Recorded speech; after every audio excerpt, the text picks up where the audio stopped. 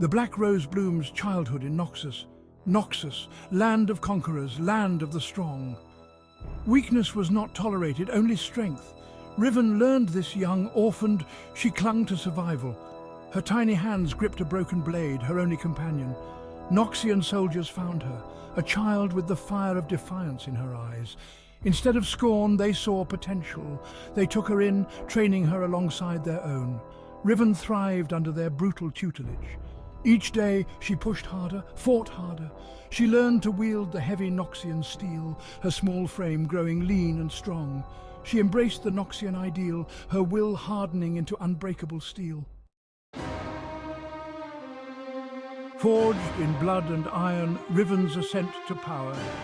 Years blurred into a relentless march of training and war. Riven, no longer a child, but a weapon forged in the fires of Noxus. Her skills with the blade were unmatched. She became a whirlwind on the battlefield, cutting down enemies with ruthless efficiency. Her courage in the face of the enemy, her unwavering loyalty to Noxus, did not go unnoticed. From the bloody mud, she rose through the ranks. Soldier, captain, commander, each promotion earned through blood and sacrifice. Riven became a legend, her name whispered in hushed tones by terrified enemies. The Noxian High Command, impressed by her victories, rewarded her with a gift, a runic blade, massive and powerful, pulsating with raw energy. It was a symbol of their trust, of their expectations. The weight of the blade, triumphs on the fields of war. The blade became an extension of Riven herself.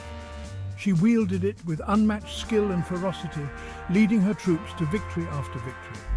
She believed in Noxus, in its strength, its unwavering purpose. She fought for its glory, for its expansion. Doubt was a luxury she couldn't afford. Each battle etched another scar onto her soul, each victory a bitter taste of glory. She became a symbol of Noxian might, her name striking fear into the hearts of her enemies.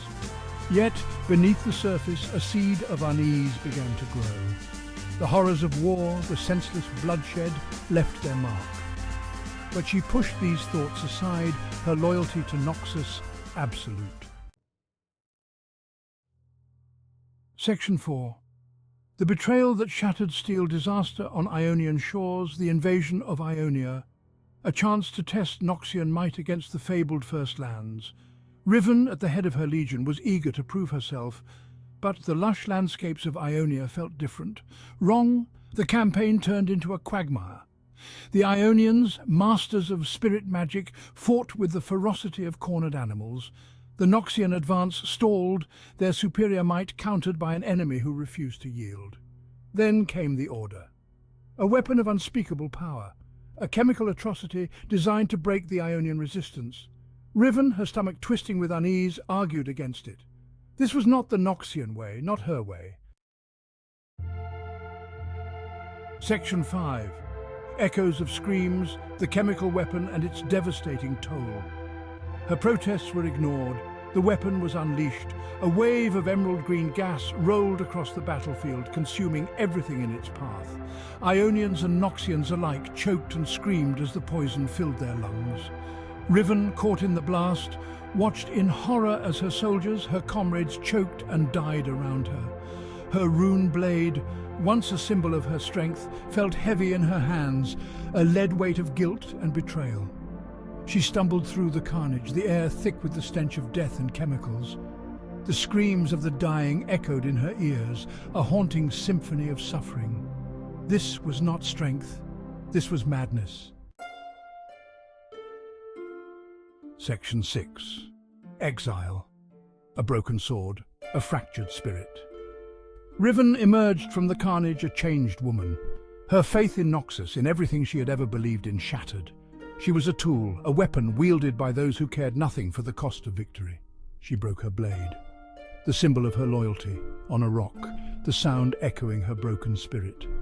Turning her back on Noxus, on her past, she walked into the wilderness, seeking atonement for sins she could never erase. Riven, the exile, haunted by the ghosts of war.